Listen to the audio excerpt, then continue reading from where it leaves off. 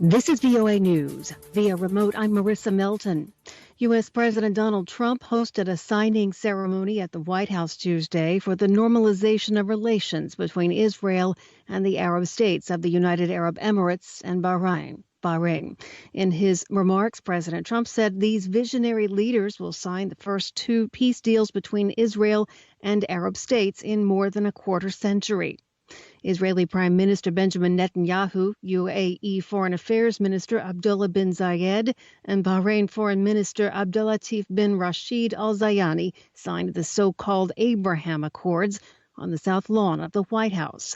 Mr. Netanyahu said this peace will eventually expand to include other Arab states and ultimately can end the Arab-Israeli conflict once and for all. The Israel-UAE deal was initially reached on August 13th between Israel and the United Arab Emirates, with Bahrain announcing last Friday it will also formally recognize the Jewish state. Gulf Arab countries had long conditioned full normalization of ties with Israel on progress on the two-state solution, envisioning an independent Palestinian state alongside Israel. Palestinian Prime Minister Mohammed Shtayyeh condemned the Abraham Accords, calling it a black day in the history of Arab relations.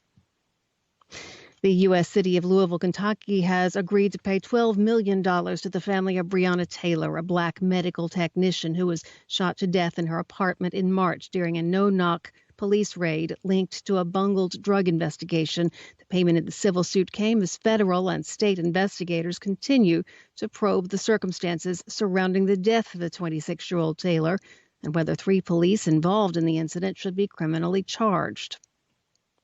You're listening to VOA News. Russian opposition leader Alexei Navalny published a photo of himself in a Berlin hospital bed Tuesday as he recovers from a nerve agent poisoning last month in Siberia.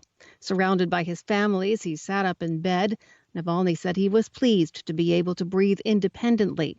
"I miss you all," Navalny wrote in the post on Instagram. "I can still hardly do anything, but yesterday I could breathe all day on my own." It is the first publicly shared image of Navalny since he was airlifted to Berlin's Charité hospital 2 days after becoming sick during a flight in Russia on August 20th. Navalny's spokeswoman confirmed shortly after the photo's posting that the 44-year-old plans to return to Russia. Germany, France, and Sweden have concluded that Navalny was poisoned with a Novichok nerve agent. That's a Soviet-era agent that Britain said was used on former Russian spy Sergei Skripal and his daughter in Salisbury, England, 2 years ago. Western countries have requested an explanation from Moscow, which says the accusations that it was involved in the poisoning are unfounded. A Rwandan court is charging the man who inspired the film Hotel Rwanda with terrorism, complicity in murder, and forming an armed rebel group. Prosecutors accuse Paul Rusesabagina of orchestrating crimes against unarmed, innocent Rwandan civilians in 2018.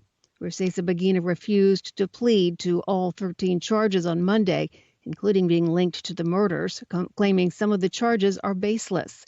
Rusesabagina, who has been detained since late last month, is asking to be released because of poor health. The court will hear his request for bail on Thursday. The film Hotel Rwanda portrayed Rusesabagina, a former hotel manager, as a hero who protected Tutsis from Tutsis fleeing the 1994 genocide. He's credited with saving more than 1,000 lives.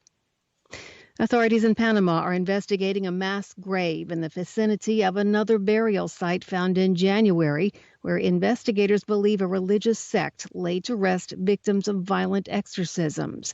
Forensic experts say they're still trying to determine how many remains are located at the newly found site, several hundred kilometers north of the capital, Panama City. In January, authorities found a mass grave with at least 7 victims, including a pregnant woman. The grave was linked to the God's New Light Church. Police raided the church, arresting 10 people and rescuing 15 others, who told the investigators the sect leader claimed he was fulfilling God's orders to, quote, remove the demon from the victims in a violent exorcism. Authorities have so far not linked the latest gravesite to the God's New Light Church. Via remote, I'm Marissa Melton from Washington. This is VOA News.